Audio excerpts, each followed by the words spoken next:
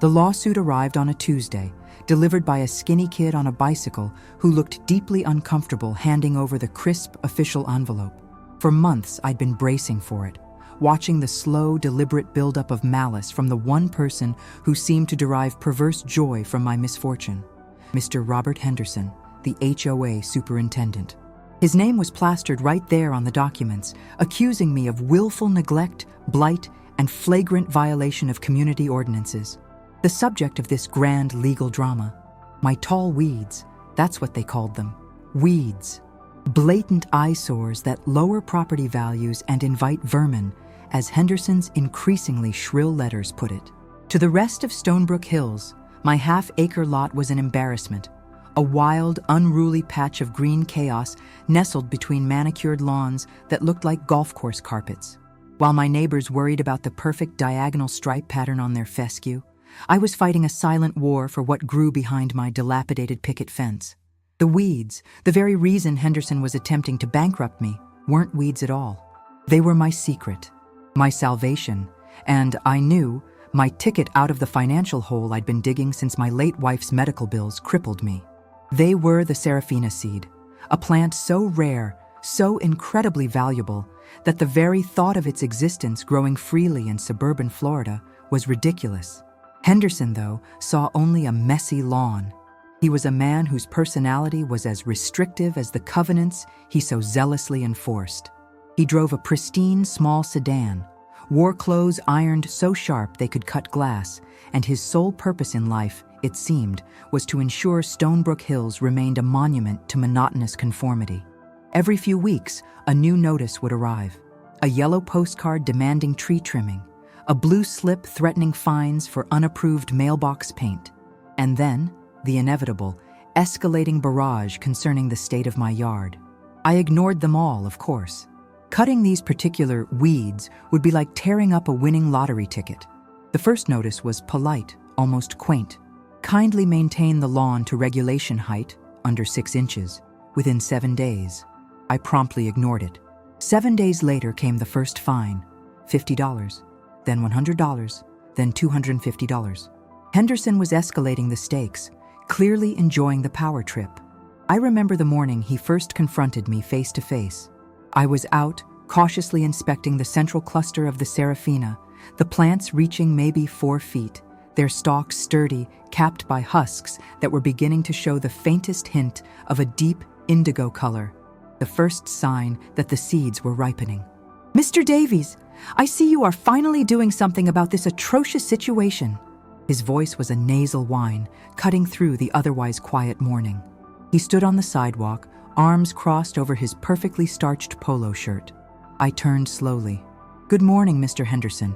I'm just appreciating nature." He scoffed, adjusting his reading glasses. "Nature? This is a slum, Davies. You are violating Article 4, Section B, Subsection 2, Paragraph D of the Stonebrook Covenants. You have 3 days before the daily fines begin accruing at the maximum rate." "And what is the maximum rate, Robert?" I asked, using his first name just to irritate him. $500 a day, effective immediately after the grace period, he sneered. "And if you don't pay, we will lien the property and contract our own grounds crew to clear the mess. We will send you the bill plus 20% administrative fee." That was the line.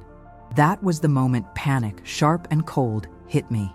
If his crew came in with industrial mowers, they wouldn't just cut the weeds, they would obliterate a fortune. They would destroy the result of 3 years of painstaking secret cultivation. The Seraphina seed. I didn't discover it. My late wife Clara did.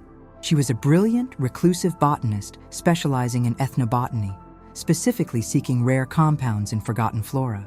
She'd found the seed listed only in obscure ancient texts, a legendary plant rumored to cure a debilitating, rare neurological disorder. It took her years of research and a fortune to secure the initial dormant seeds. The tragedy was, the research to fully synthesize and test the curative compound was cut short when she got sick herself. Her last, deliric instructions to me were cryptic. "Protect the indigo stars, Thomas. Don't let the noise touch them. They are worth more than our debt." I was just an accountant, but I promised her. I read her notes, learned the cultivation cycle, the necessary soil acidity, the precise shade requirements. I turned our backyard into a carefully controlled microclimate, disguised as neglect. The weeds were actually meticulously spaced plants, thriving in a protective layer of actual low-value weeds that acted as camouflage. After Henderson's threat, the daily fines started. $500, $500, $500. The total quickly ballooned past $10,000. My meager savings were evaporating. I couldn't cut them yet.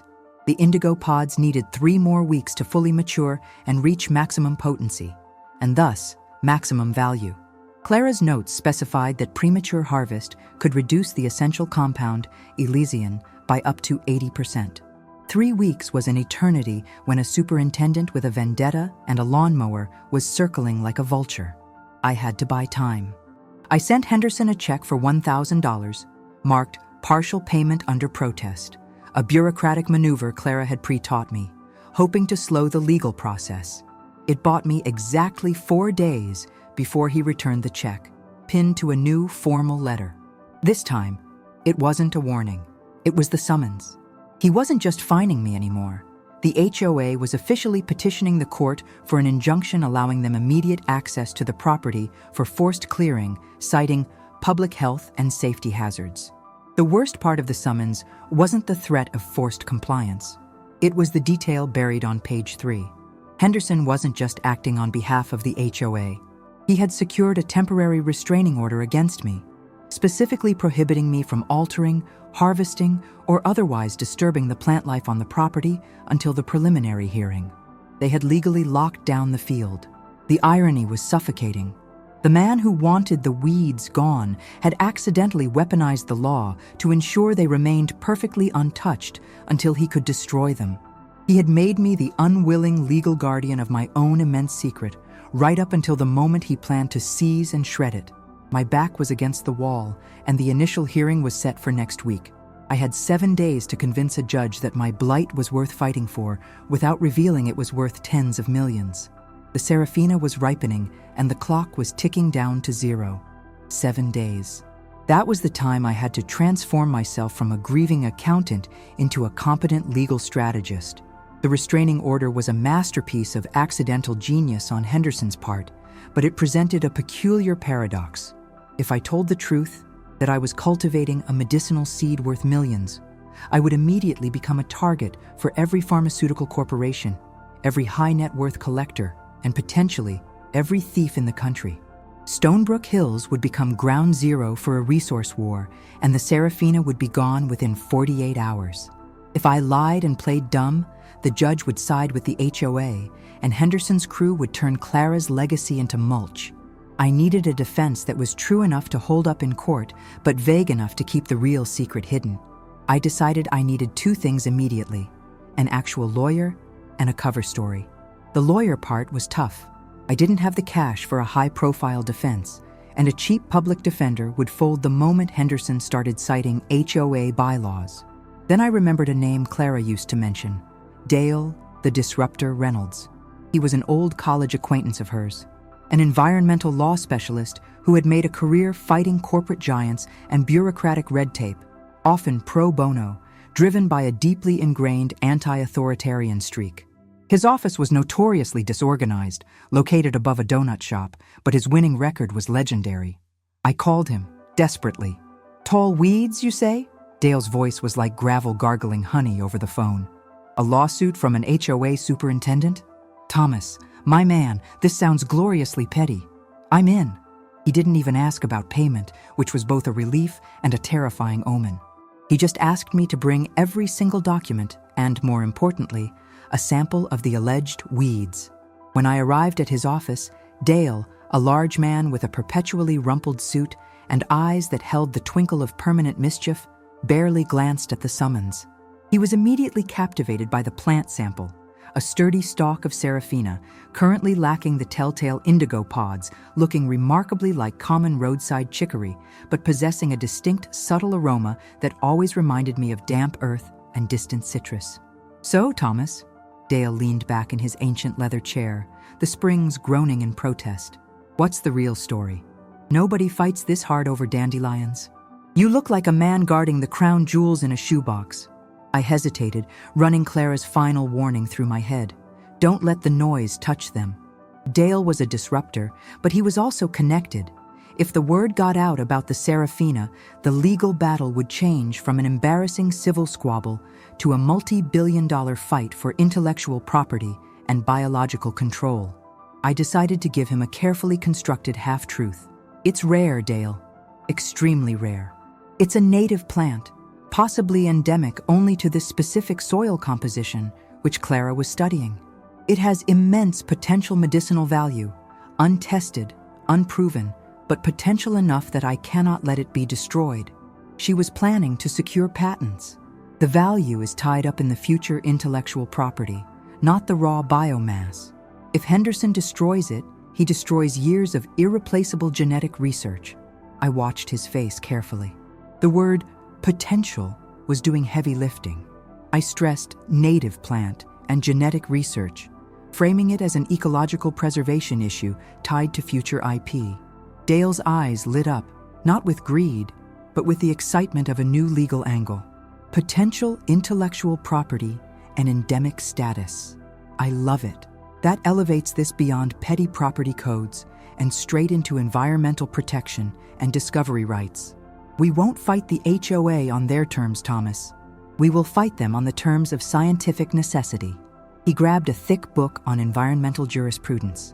We argue that Henderson's forced clearing constitutes an act of intentional scientific vandalism and irreversible ecological damage to a unique habitat. This was perfect. It created a high-minded, complicated legal defense that would baffle the judge and infuriate Henderson without exposing the true market value. Dale started dictating rapid-fire legal arguments, transforming the weeds from a blight into an endangered flora study site, EFSS. We filed a countersuit, requesting a stay on the injunction based on the premise that the forced clearing would violate state environmental protection statutes related to unclassified endemic species. The countersuit itself was a massive delay tactic. The preliminary hearing arrived, and the courtroom was exactly what I expected: small, stuffy, and presided over by a bored-looking Judge Miller. Henderson was there, stiff and self-righteous in a dark suit, flanked by the HOA's lawyer, Ms. Anya Sharma, a sharp woman who looked like she chewed nails for breakfast. Sharma started, laying out the HOA's case like clockwork: property values, neighborhood aesthetic, covenant violations.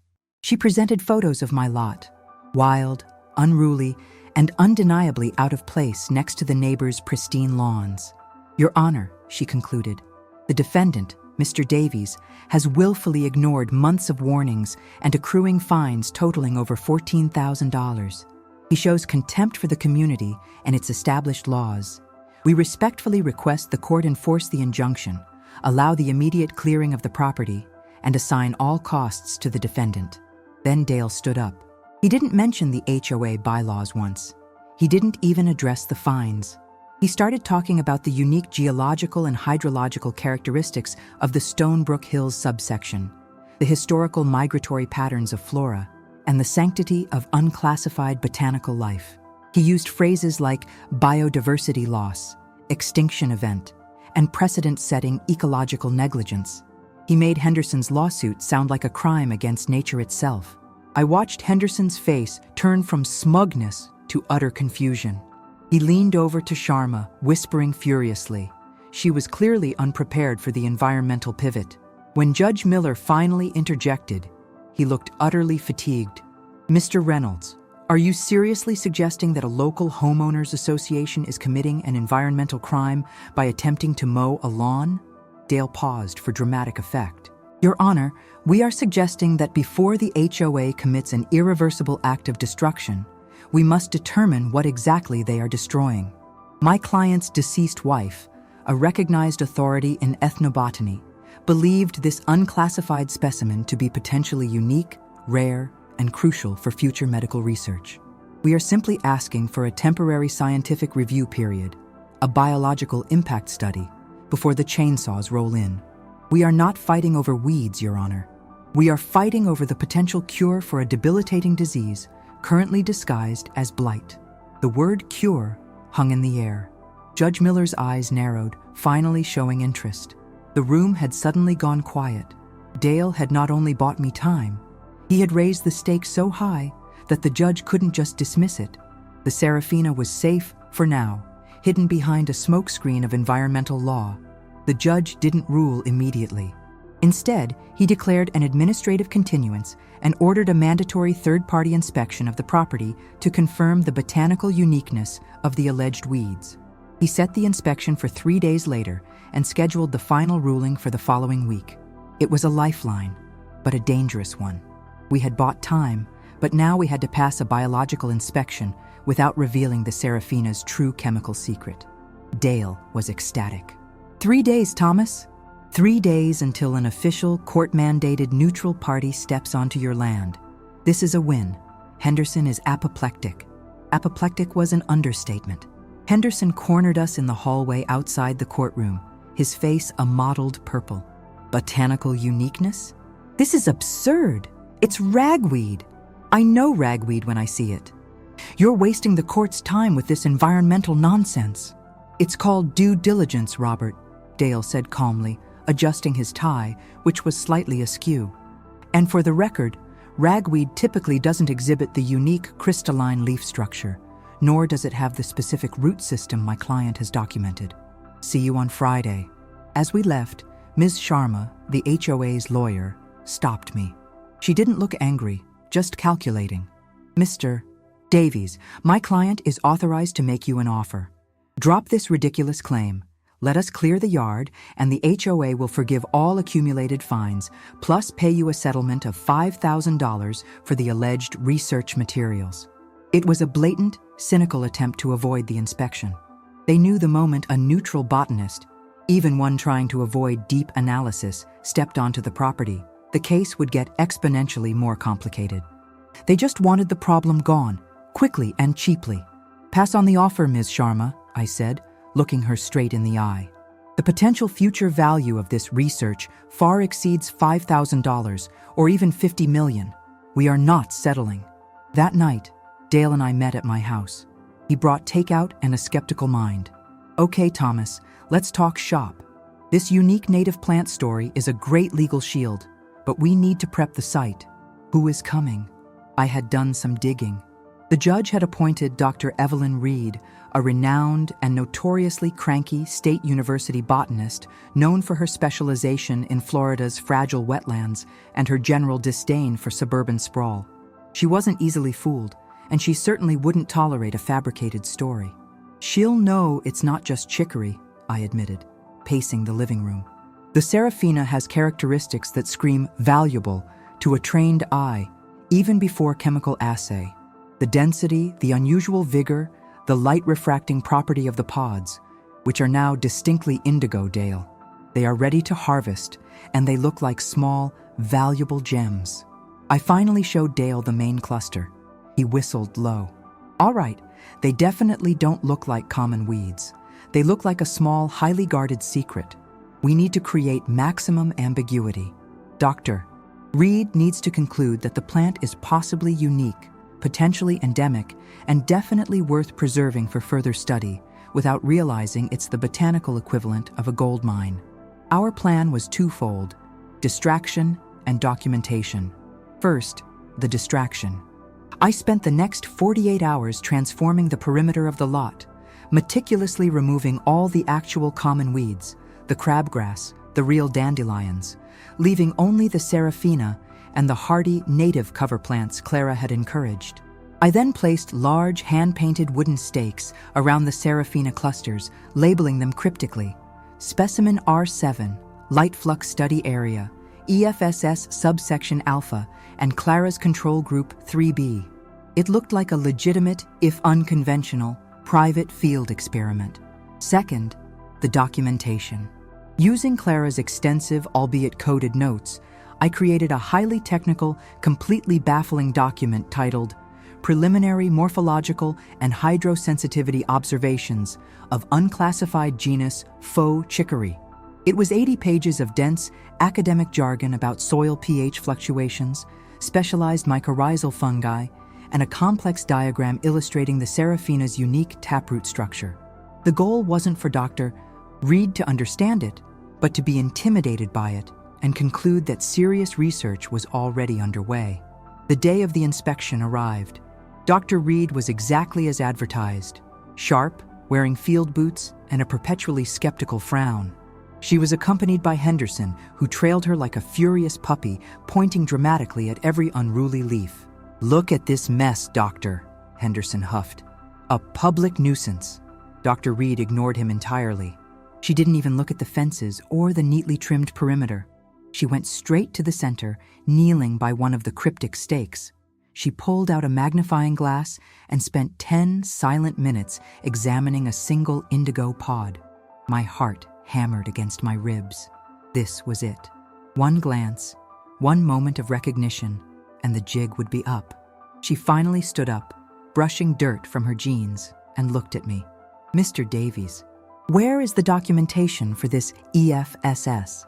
I handed her the 80-page document. She flipped through the dense pages, her eyebrows steadily rising. She spent another 15 minutes reading the introduction and staring at the taproot diagram. "This is not ragweed, Mr. Henderson," she stated flatly, without looking up. "The structural complexity alone indicates a novel, potentially hybrid, or certainly highly localized genus. The taproot structure is unique, and the husks, they have a very distinct optical property." She turned to me. "What is your working hypothesis for the light refraction properties of the R7? I swallowed, recalling Clara's notes. "We believe it's an evolutionary adaptation, Doctor, to maximize UV absorption during the brief morning solar window here in the shadow of the oaks. It indicates a highly specialized, possibly rare, light-sensitive medicinal precursor compound." I had used every technical word I knew. Dr. Reed paused, then nodded slowly. "I see. Well, your documentation is thorough, Mr. Davies. I will submit my findings to the court, but I must advise you, this field research looks remarkably underfunded and precarious. If this is truly unique, you need to secure this area immediately." With that, she left, giving Henderson only a dismissive glance. She hadn't discovered the millions, but she had stamped the area with the official seal of scientific interest. Now, I just had to wait for the final ruling, hoping Dale's legal theatrics and my staged scientific documentation would be enough. The clock was ticking, and the indigo pods were now perfectly ripe. I had to know the outcome before someone else, perhaps Ms. Sharma, decided to hire their own inspector. The tension leading up to Judge Miller's final ruling was suffocating.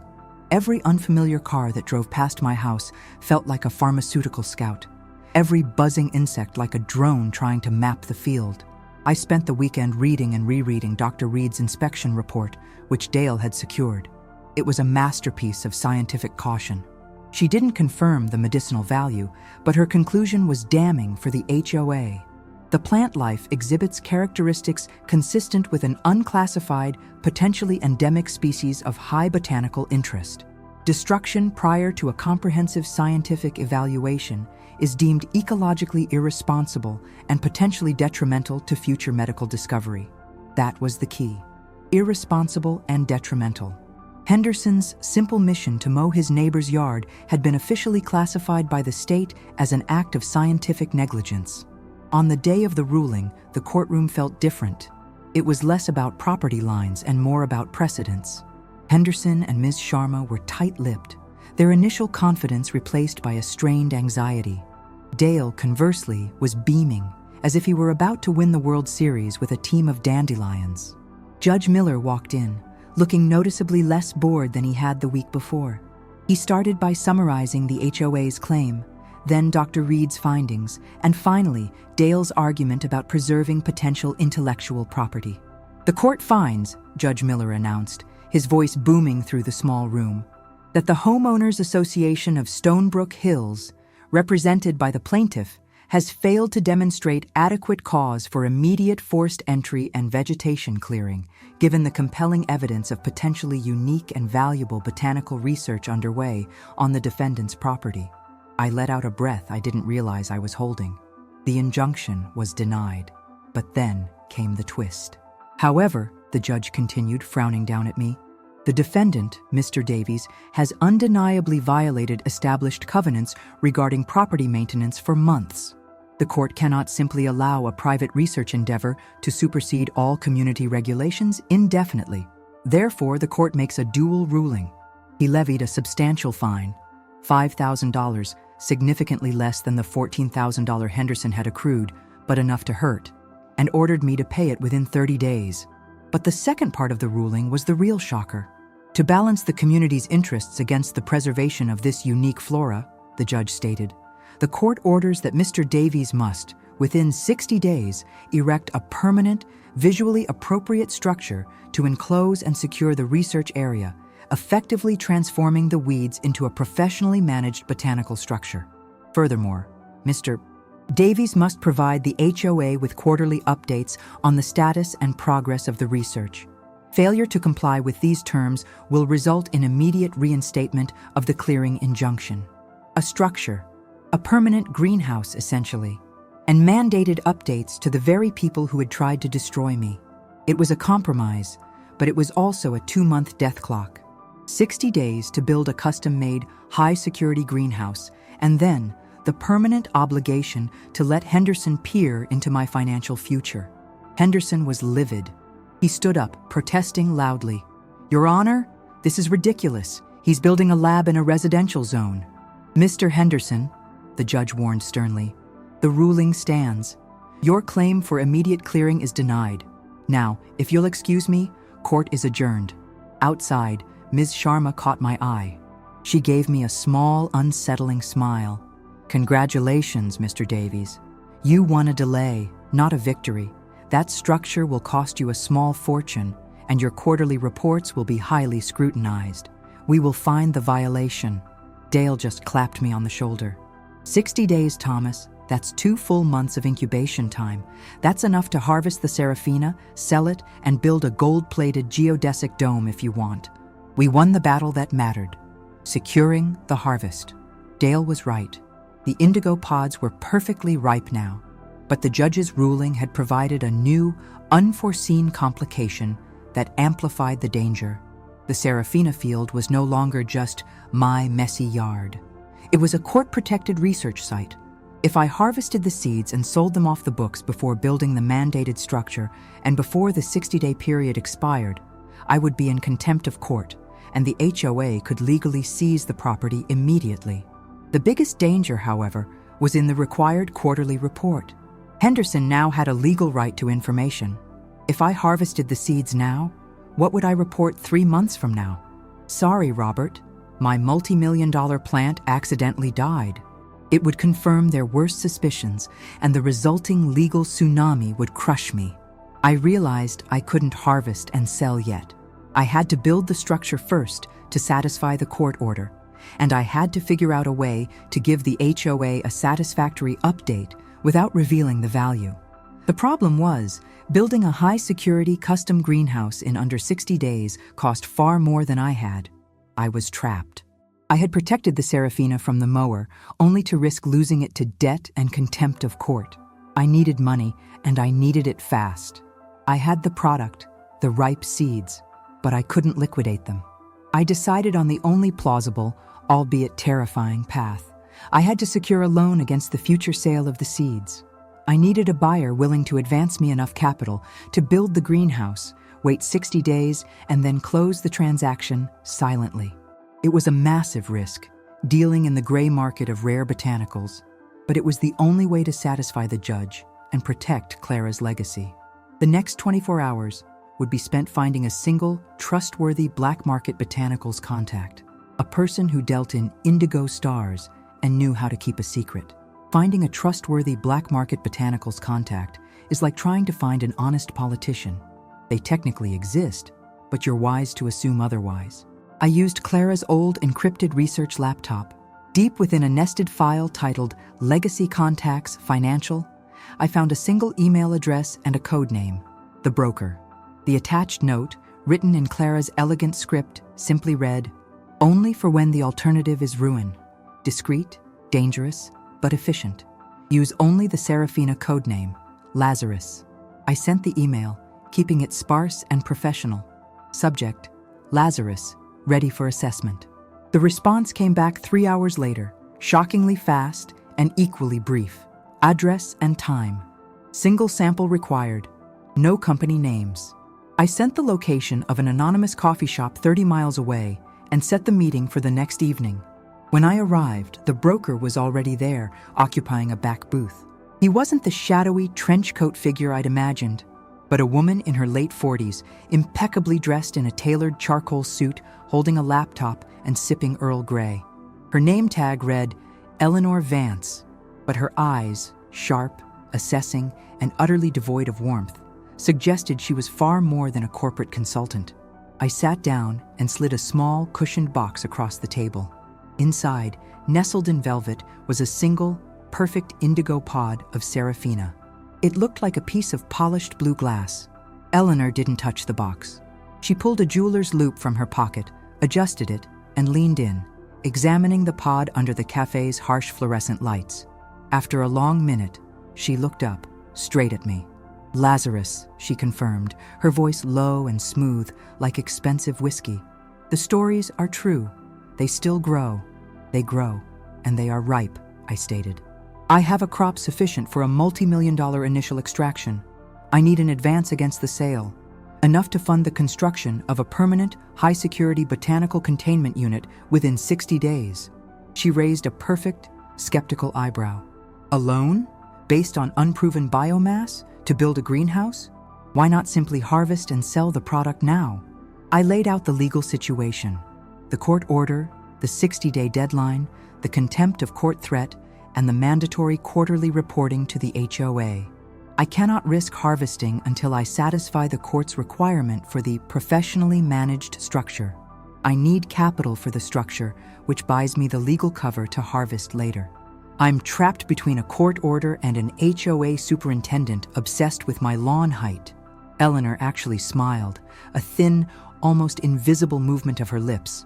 An elegant dilemma. A small-time bureaucrat unknowingly protecting a priceless asset. That's poetic. She then grew serious. The raw, unprocessed biomass of a single crop of Lazarus, if fully mature and verified to Clara's standards, is worth, conservatively, $40 million to the right buyer. Specifically, one in Beijing specializing in next-generation neurological therapeutics. My breath hitched. 40 million.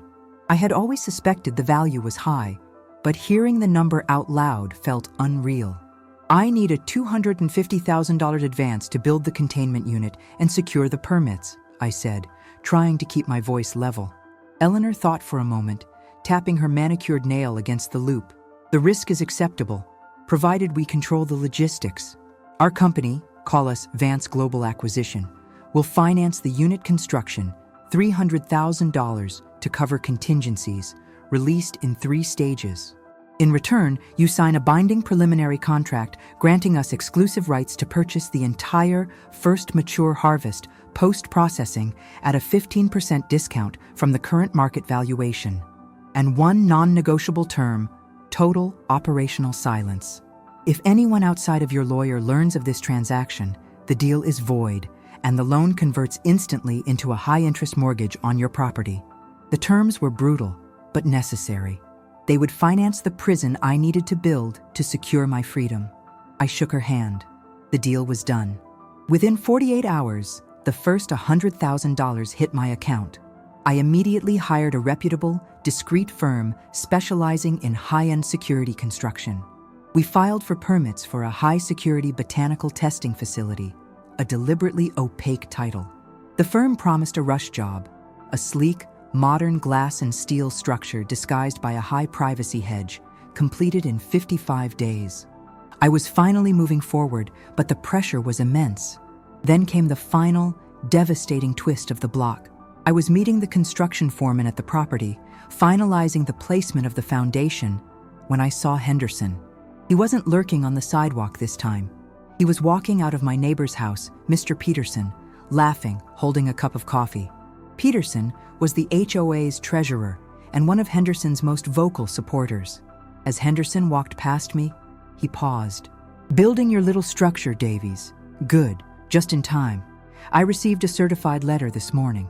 He held up a sealed envelope, not from the HOA, but from a private law firm. The HOA, following the judge's ruling, hired a specialized botanist consultant, Ms. Anya Sharma's sister actually, to do a periodic visual check. She took a few soil samples from the boundary of your lot today, and she concluded something very interesting about the soil's mineral depletion levels. She estimates the plant is pulling trace elements found only in deep strata. This plant isn't unique, Davies. It's engineered, and she thinks she knows by whom. See you at the quarterly update. I'm going to find the real truth now. Henderson walked away, leaving me frozen. The man wasn't just obsessed with weeds. He was now actively investigating the science. He was no longer just an amateur antagonist. He was mobilizing professionals, and he knew the plant was engineered. He hadn't discovered the millions, but he had discovered Clara's secret, and if he dug 1 inch deeper, Vance Global Acquisition would pull their funding. The loan would turn into a lien, and the Seraphina would be exposed to the world just as it ripened. Henderson's chilling revelation about the engineered plant and the soil analysis was a direct hit. He didn't know what the Seraphina was, but he knew it wasn't a natural occurrence. The pressure was no longer just about meeting the 60-day deadline. It was about surviving the quarterly report, which was scheduled to occur just 3 days after the greenhouse completion. I had to harvest the seeds under the nose of a hyper-vigilant HOA superintendent and an elite, corporate-backed brokerage firm, all while pretending my multi-million-dollar plant was merely a delicate, unclassified botanical curiosity. I immediately called Eleanor Vance. I told her Henderson was mobilizing corporate surveillance disguised as HOA oversight. "This is why we had the clause for silence, Thomas," Eleanor said, her voice dangerously calm. "If the proprietary nature of the seed is confirmed, the value will skyrocket and our 15% discount will be inadequate. More importantly, the owner of the original patent will surface, and that patent owner will not be your late wife, Clara, or you." I froze. "What are you talking about?" "Clara developed this. Clara got the dormant seeds from an international botanical black site years ago," Eleanor countered. "The Seraphina, or Lazarus, was bioengineered decades ago by a now-defunct German pharmaceutical giant Novigen. They failed to stabilize the compound and abandoned the project. But their IP didn't die. It was sold off. The patent holder is still out there, legally entitled to the source material. If Henderson's people trace the engineering, they will alert the patent holder, and your entire crop will be seized before you can blink." This was the final, devastating twist. The Seraphina wasn't just a secret. It was stolen IP, and I was holding the evidence. My new plan was drastic, risky, and had to be executed in secret, concurrent with the greenhouse construction. The security firm was working outside during the day. I would work inside at night. The strategy: the midnight harvest and the decoy. The construction firm had installed the environmental control systems for the greenhouse, a complex array of humidity controls and specialized lighting, all connected to my home's Wi-Fi network. I used my access to pre-program the system. On day 50, 5 days before the deadline, I began the midnight harvest. It took 3 grueling nights. I manually clipped every indigo pod, carefully storing the millions of dollars in a series of airtight, sterile containers hidden beneath the false floor of my backyard shed, exactly where Henderson would never think to look. The field of Seraphina was now gone. But I couldn't present an empty greenhouse for the quarterly report. I needed a convincing decoy.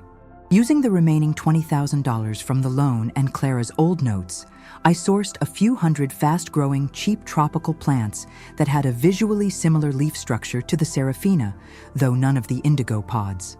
I spent the last 2 days replanting the entire greenhouse floor with this common high-maintenance foliage, using the precise, elaborate spacing and staking I had previously used for the Seraphina. I even added signs: Test Group B, Light Spectrum Isolation, and Genetic Stabilizing Agents Trial.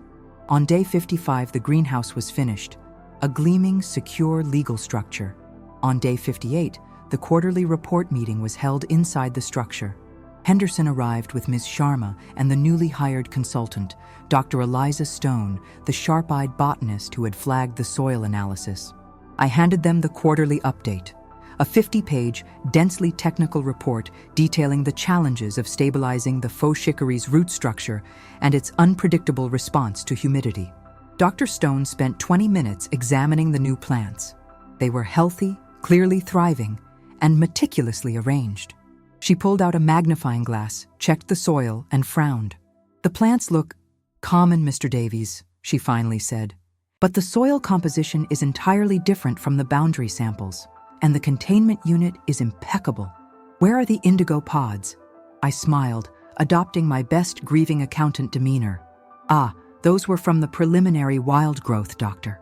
Unfortunately, the light-sensitive precursor compound proved entirely unstable during the transfer to the controlled environment. We experienced total die-off in the final stage of maturity. It was a tragic loss, but scientifically informative. We are now attempting to replicate the specific root fungi needed for stabilization with this new generation." Henderson was furious, but helpless. "So, you're telling me that this multi-million-dollar cure is now gone?" "Precisely, Mr. Henderson," I replied. "The raw biomass failed. Now, the research focuses on the methodology. We are still actively studying the endemic nature of the plant, satisfying the court order entirely. The Seraphina failed, but the research continues." Dr. Stone looked at the complex monitoring systems, the perfect temperature, the dense report, and the thriving decoy plants. She had no proof of a successful harvest, only of a meticulous, documented failure. "The structure is sound, and the documentation satisfies the court's requirement for continued research," she conceded reluctantly.